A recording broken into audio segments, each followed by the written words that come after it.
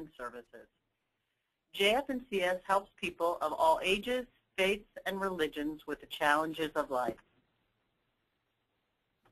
Parents in a Pinch is an award-winning backup care and nanny placement company that provides a safety net for working parents whenever gaps in their child care or elder care arrangements occur.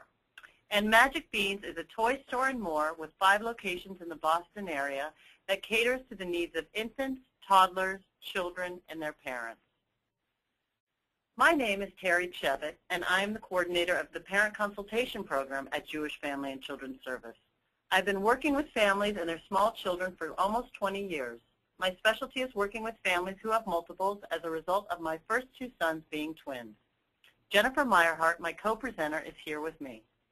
Hi, my name is Jennifer Meyerhart, and I've been working with families and their young children for over 12 years.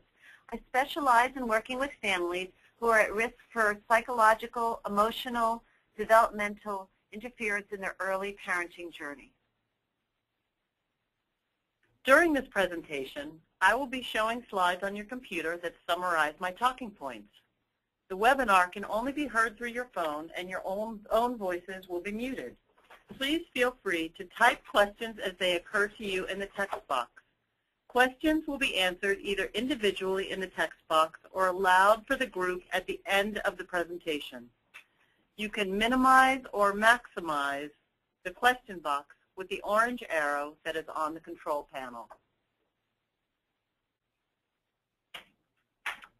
I think we're going to get started now.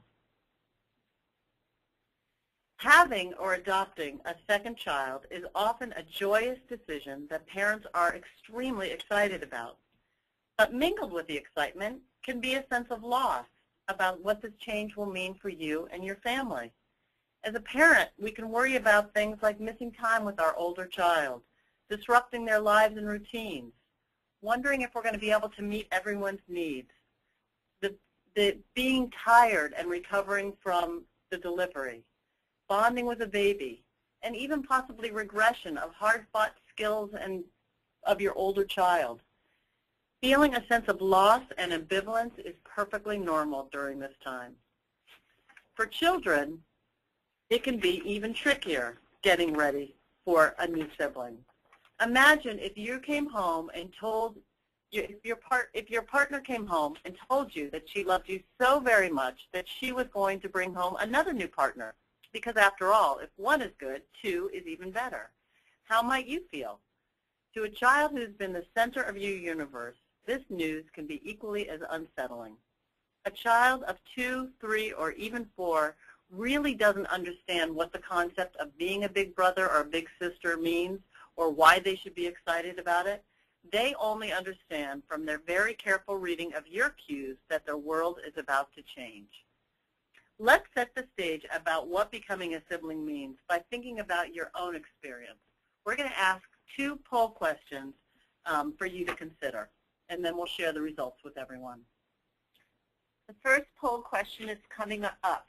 The most important thing I learned from being a sibling was 1, how to share, 2, how to stick up for myself, or 3, how to take care of a baby. So please let us know which most defines for you the most important thing you learned about being a sibling, and we'll share the results in a moment.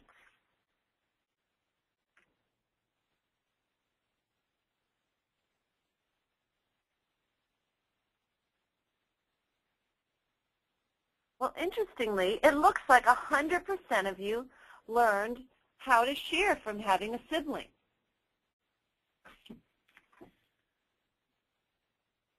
Here's our next question.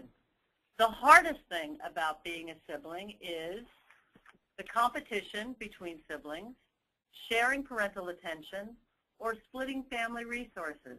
Take a moment to weigh in.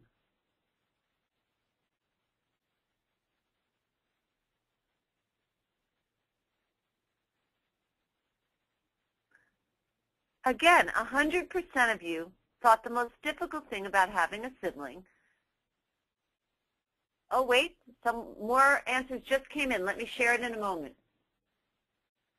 So it looks like you're evenly split. 50% of you thought the most difficult thing about having a sibling was the competition between siblings. And 50% of you thought sharing parental attention was the most challenging thing about having a sibling. The reason that we started with this is because it turns out that how we experience being siblings often sets the stage for how we think our children are going to feel about being siblings.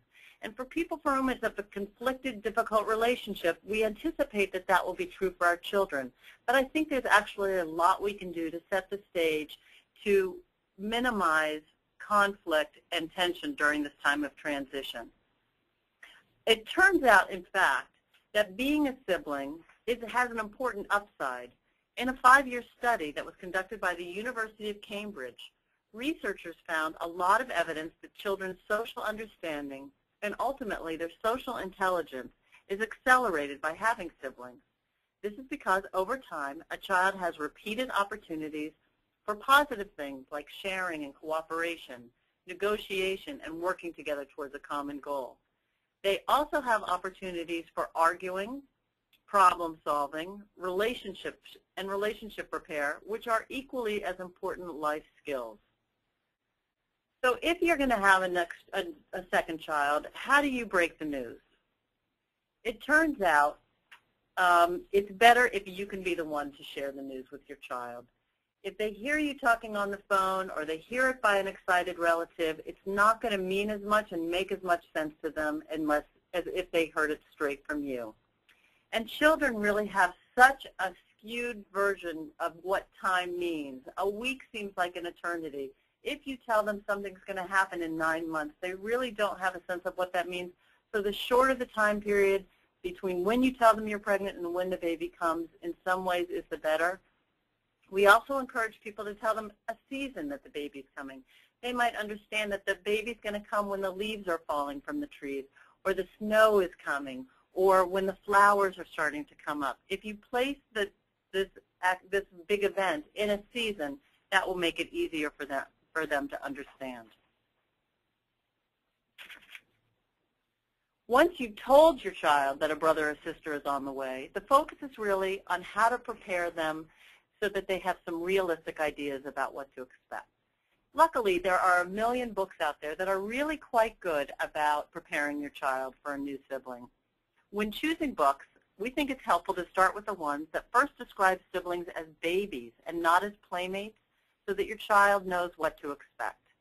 Also, you can encourage play acting with dolls, dinosaurs, or whatever your child chooses.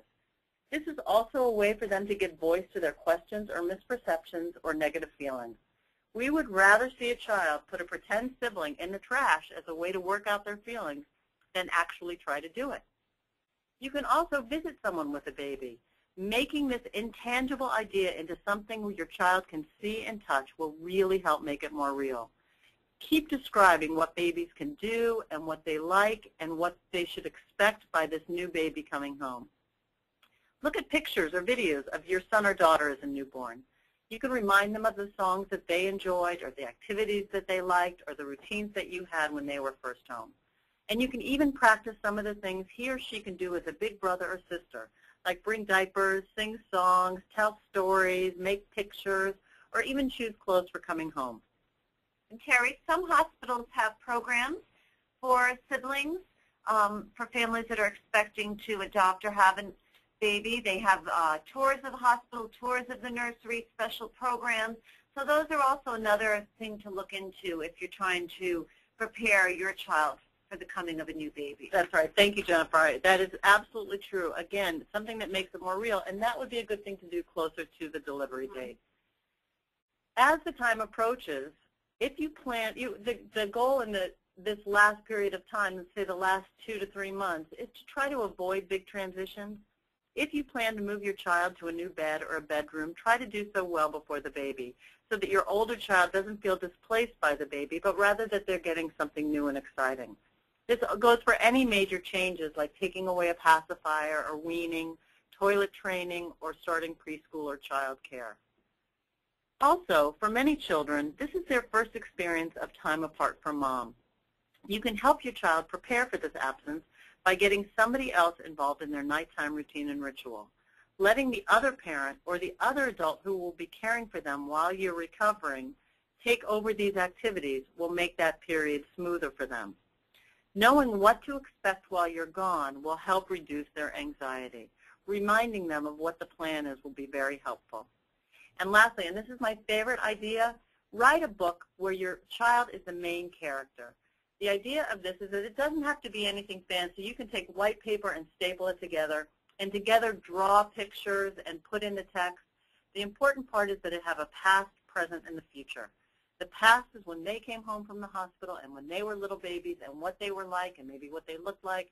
The present is what they're kind of like now and what's going to happen when mom is gone at the hospital. And then the after, you can leave blank for when the baby comes home and then add some new facts. Children love to be the main character in a book, and they will read this over and over again. The goal is to try to help your child make sense of what is happening to them. And giving them a story with a past, present, and a future does just that. And Terry, it seems like it would also be fun to then, once the baby's home, to maybe add on to that book together. Absolutely. Who's the new baby? What's his name? His or her name? What does she look like? And what are some of the things that he or she does as a big sister? The idea with this is, though, that really less is more. There is no correlation between how much you talk about the new baby and your older child's adjustment. You can always be ready to answer questions and provide reassurance, but there really isn't a need to talk about it every minute. This is when it's really good to follow your child's lead. Whether your child is visiting you in the hospital or first seeing you when you come home, they will first need to reconnect with you before being able to meet your new sibling. They will be their best selves if they feel safe and connected. I also encourage people to have their visitors say hello to the older child before meeting the new baby. And the focus should be on them and not their role of being a big brother or sister. When a child's world gets disrupted, we can see how they are processing and adjusting to it by looking at their behavior. We can expect to see temporary regression in some newly acquired skills while a new equilibrium is being established. Seeing attention being showered on someone who can't feed, dress, or get themselves to the bathroom will make them wonder if that's the way for them to get more attention. Patience and gentle reminders about how much you appreciate their abilities and skills will go a long way. After all, they can walk, talk, climb, draw, sing, and play with friends. These are real advantages that they'll come to appreciate once they get reestablished in the new normal. And while this next suggestion can be hard for parents, we have found that naming and airing some of a child's darker feelings can actually help them dissipate more quickly. In most families that we've worked with, the conversation often goes like this. I hate the baby and wish she'd go back where she came from. No, you don't. You love your new sister. Well, this reaction just sends the feelings underground, which empowers and emboldens them and is confusing for your child. Instead, try naming the underlying feelings and providing reassurance like this. I hate the baby and wish she'd go back where she came from. I hear that you are really mad and missing your time alone with me. I love you, I will always love you, and we will all be okay. That kind of naming the feeling that you're seeing really takes away the power. Dan Siegel talks about name it to tame it, which is a really important concept for children. If you give them the names to the feelings that are so powerful, that will help them control them a little bit. If, however, feelings erupt into hurtful behaviors, set a firm and clear limit and provide alternative expression for feelings. A parent can say, you cannot hit baby sister, but you can hit this pillow or roar like a lion or draw a mad picture or stomp around. Remember, as a parent, you can't dictate how your child feels, but you can and should set guidelines for the behaviors you expect. If you can, pick one or two things you used to do alone with your child and keep doing them. Your children will really look forward and value those times.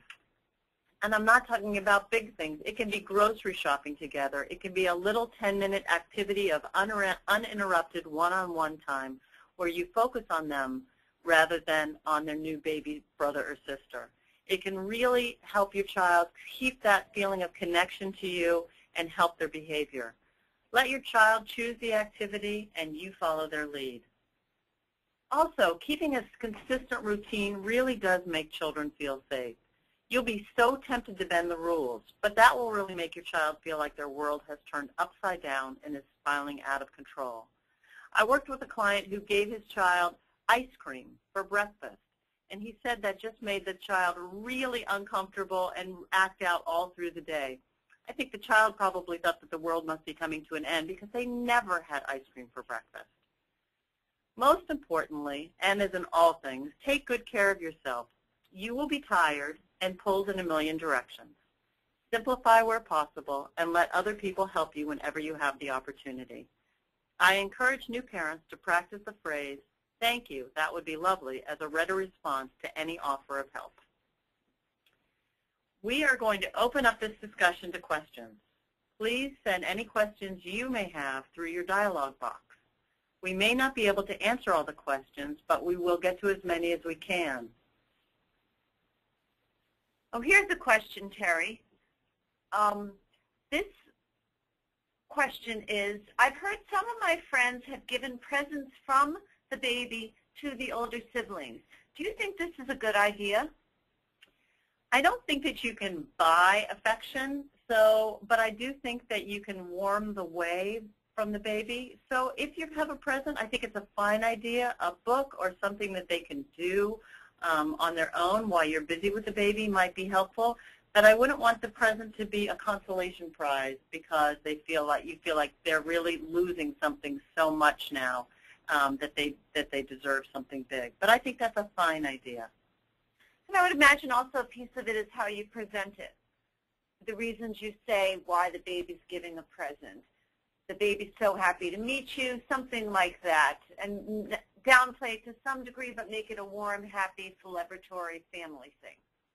I think that's an important piece, that the whole family, if you see having children as an important family goal, and having your children deal with the lifelong opportunity to have a sibling relationship, then even though they're going to lose things, you also have that feeling that they're going to get things from this relationship. And it may not be always smooth, and it may not be always easy, but there are lessons to be learned and advantages that you feel good about.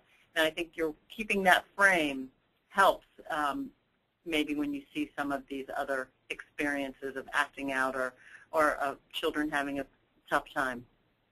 Oh, here's another question, Terry. I'm a parent of a 3-year-old. My 3-year-old sleeps in the bed with my husband and I. We are expecting a baby in 5 months. I'm concerned about having all 4 of us in the same bed, but also concerned about so close to a new sibling coming, putting my 3-year-old in their own room. It's a great question, and one that we actually see all the time. For people who are practicing family bed, it's a question, and it's a decision about whether or not they want to continue or whether or not they want the child to have their own space.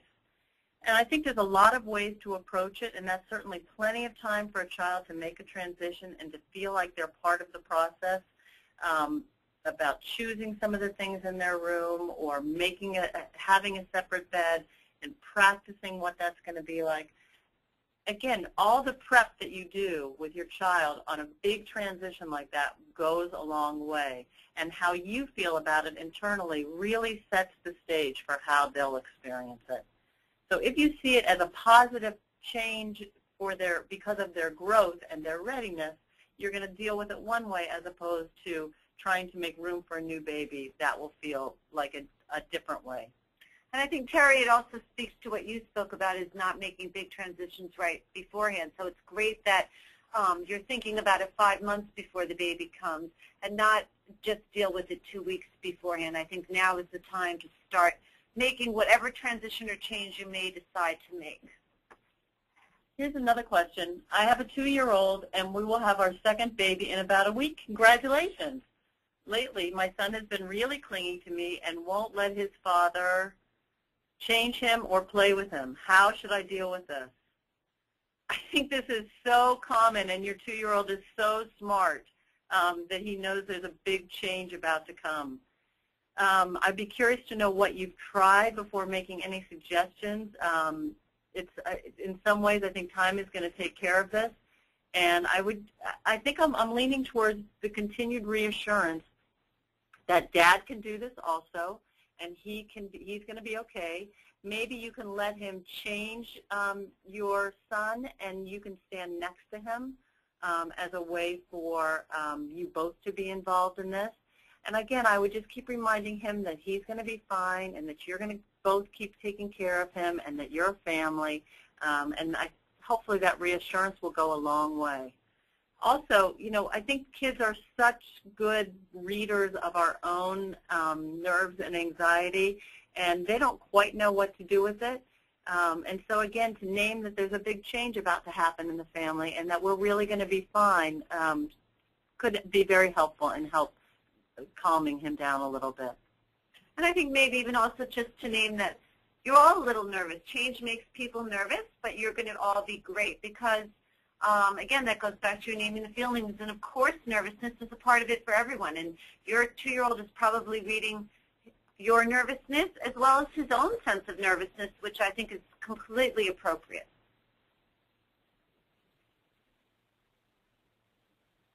We have time for one more question. And here is a question that is coming in now. This is a question about getting ready for twins. How is it different getting ready for twins than getting ready for a singleton? And that's a question near and dear to my heart because I've worked with so many mothers of multiples who have had their twins after a singleton.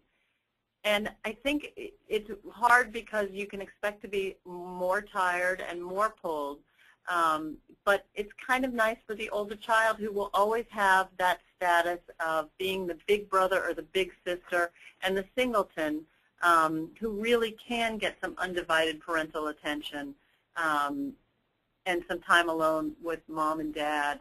The other thing I really encourage is to have that child spend one-on-one time with the babies.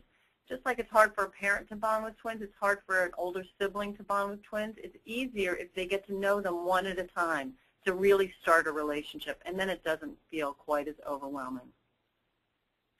If you have more thoughts or questions, I hope that you'll let us know because we are happy to answer them down the road, and we're going to give you information about how to reach us right now.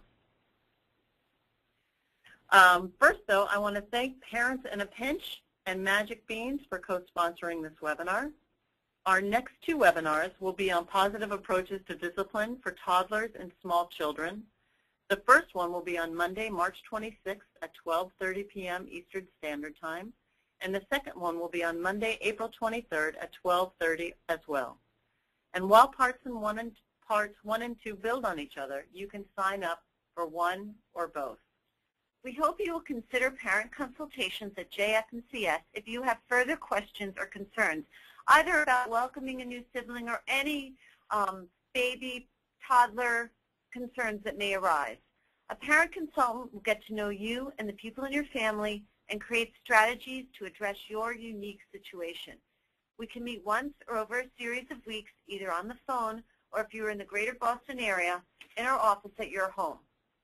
To inquire about our parent consultation program, please contact Terry Chevitt at 781-693-5669 or tchevitt@jfcsboston.org. You can also learn more about our parent consultation program at jfcsboston.org.